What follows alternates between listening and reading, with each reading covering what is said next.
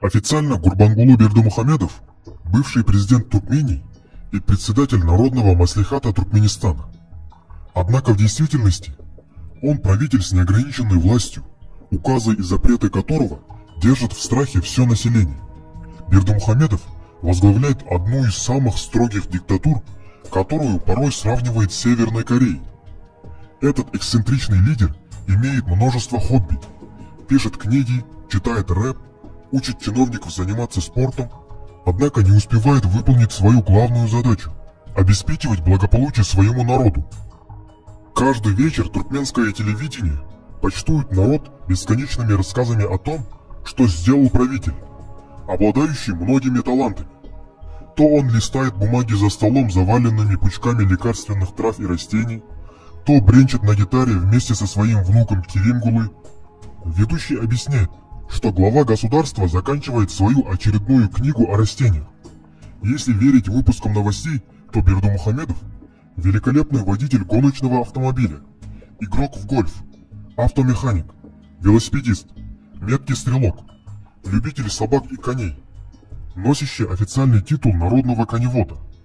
Его подвигам аплодируют выстроенные в шеренги заводские рабочие и солдаты. Время от времени из толпы выбегают люди, чтобы вручить ему совершенно одинаковые букеты цветов. Описывает происходящее в Туркмении британская газета The Times. В Туркмении шутят, что не существует того вида деятельности, в котором не проявил бы себя правитель. Из-за непреодолимой тяги к авантюрам он нередко попадает в опасные для жизни ситуации. Один раз Бердымухамедов вылетел из седла лошади, которая неслась по ипподрому со скоростью 60 км в час. Сотрудники спецслужб обежали все трибуны, чтобы изъять мобильные телефоны, заснявшие падение президента. Но это не помогло. Ролик с полетом туркменского лидера облетел интернет. Несмотря на ушибы, глава государства вышел на публику и даже попытался поцеловать сбросившего его скакуна. Бердымухамедов стал победителем тех скачек и выиграл 11 миллионов долларов, а также 7 коней, каждый из которых стоил около 2 миллионов долларов. Экс-президент любит демонстрировать, что он активный сторонник здорового образа жизни. Вся страна знает, когда лидер посещает спортзал. После этого в сети появляется множество шуток и мемов. Самым запоминающимся среди них стало видео, в котором Бердымухамедов поднимает штангу с золотым грифом и без блинов. Так он учил членов кабинета министров держать себя в форме.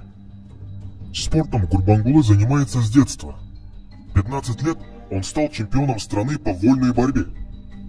В 2017 году, когда страна готовилась к Азиаде, Ашхабад застроили белокаменными дворцами и небоскребами.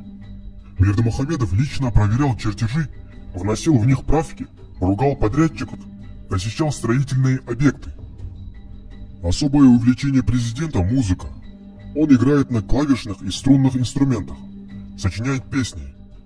Гурбангулы дебютировал в 2011 году лирической композицией «Тебе мои белые цветы». Критики говорили, что у песни был другой автор, но эту версию никто не подтвердил. С тех пор он регулярно балует граждан произведениями в разных стилях, от романтических баллад до рэпа. Его песня «Вперед, вперед, только вперед, край родной Туркменистан» вошла в книгу рекордов Гиннесса. Одновременно ее исполнили более 4000 человек. Исполняет Бердымухамедов песни на иностранных языках. В 2015 году на новогодней елке он выступил с треком Джастина Тимберлейка «Can't Stop the Feeling». В какой-то момент глава государства отложил гитару и встал за диджейский пульт. Политик во всем стремится быть первым. Гостелеканалы показали, как Бердымухамедов якобы лично спроектировал, а впоследствии сам построил гоночный автомобиль по своим чертежам. Кроме того, однажды президент участвовал в гонках на раллийных машинах и обыграл профессионала. А посетив центр автоспорта, он разработал чертеж, по которому создали внедорожник. Тест-драйв, конечно, проводил сам лидер. Помимо прочего, президент пишет книги. Туркмения – страна здоровых и высокодуховных людей. а халтикинец – наша гордость и слава. В государстве есть специальный штат специалистов, переводящих книги лидера на разные иностранные языки. Президент рассуждал о своих сочинениях, о красоте музыки и природы, о важности спорта и образования, разведении лошадей, о лабаях, тех самых собаках, которых он дарил Владимиру Путину. Помимо этого, он выпустил в 9 томах энциклопедию «Лечебные травы Туркменистана». Этот сборник рекомендовали использовать в разных медучреждениях страны. Книги президента читают в прямом эфире, заучивают в школе, а при получении экземпляра от самого автора получатель должен поклониться в пояс и поцеловать его руку. Гурбангулы родился в небольшой селе Бабараб, 50 километрах от Ашхабада, в семье учителей. В официальной биографии главы государства его родственники имеют особое значение. Местные школьники с детства знают, кем были дед и отец президента. В их честь называют улицы, площади и воинские части. В семье Бердумухамедовых было 6 детей, 5 девочек и 1 мальчик. После школы будущий лидер решил стать стоматологом. По окончании мединститута он работал в городских и сельских клиниках. Какое-то время он учился в Москве, стал кандидатом наук. Через некоторое время возглавил стоматологический факультет университета. Звание доктора медицинских наук ему присвоили уже после того, как он стал президентом. Бывший лидер Туркменистана Сапармурат Ниязов благоволил Бердумухамедову, назначил его министром здравоохранения и не трогал во время аппаратных чисток. По этому поводу в стране ходило много слухов. Одни говорили, что Гурбангулы – личный стоматолог президента, и этим он снискал расположение бывшего лидера. Другие называли его внебрачным сыном главы государства, все больше отмечая сходство политиков. Впрочем, один раз он все же попал под горячую руку Ниязова, задержав зарплату медикам. Ему объявили выговор и на 3 месяца лишили дохода. Получив власть из рук Сапармурата Ниязова, Бердумухамедов первым делом развенчал культ личности предшественника. Фотографии и бюсты экс-правителя заменили изображениями Бердумухамедова. Доходило и до абсурда. Например, с 2013 года всех молодоженов в стране обязали фотографироваться в ЗАГСе на фоне портрета президента. Президент старается тщательно скрывать, чем занимаются его многочисленные родственники. Но некоторые сведения все же просочились в сеть благодаря служебной переписке сотрудников американского посольства в стране и работников Госдепа, опубликованной в Wikileaks. Они рассказали, что у главы государства есть сын Сердар и 2 дочери Гульджахон и Гульшан. Старшая живет в Лондоне вместе с мужем Ильяскельде Амановым, председателем Туркменского госагентства по управлению и использованию углеводородных ресурсов Великобритании. Младшая в Париже. Она замужем за сотрудником посольства Туркменистана во Франции. У пары имеется вилла на Лазурном берегу. Американские дипломаты также раскрыли, что у Бердумухамедова есть неофициальная русская жена, Марина. Она работала медсестрой в той же стоматологической клинике, что и будущий президент. У пары, по слухам, есть общая дочь. В 2010 году, когда сообщения попали в сеть, Марина с дочерью жили в Лондоне. Сердар Бердумухамедов, сын Гурбангулы Бердумухамедова, бывшего президента Туркменистана и действующий президент страны. Родился 22 сентября 1981 году в Ашхабаде.